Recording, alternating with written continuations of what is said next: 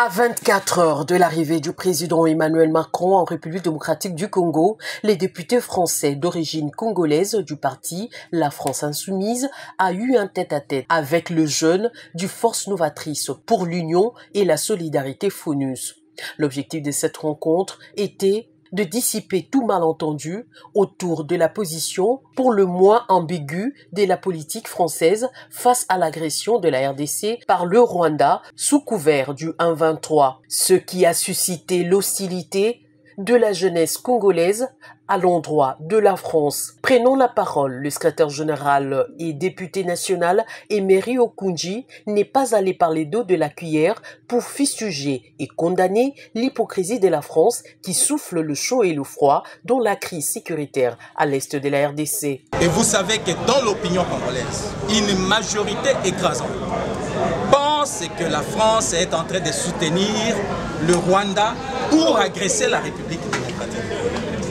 Et donc, nous avons tenu à faire ressortir ces messages clairement à mon collègue français pour qu'il sache que l'opinion congolaise est en train de dire que c'est la France qui soutient le Rwanda pour agresser la République démocratique.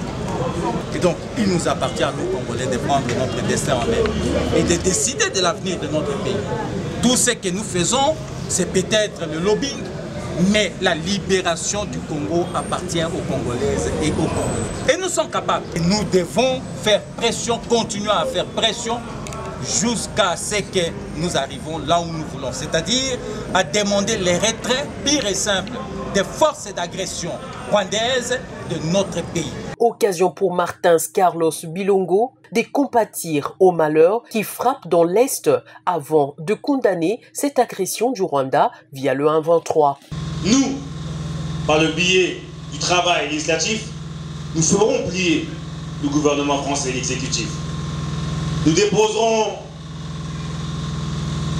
dans quelques semaines une proposition de résolution pour condamner l'action de la République du Rwanda qui soutient les rebelles, les terroristes et agresseurs du M23 en RDC. Les députés français appellent le Congolais à s'attaquer également aux États-Unis, à la Belgique et à l'Angleterre qui n'arrivent pas à condamner à haute voix cette agression rwandaise de la RDC.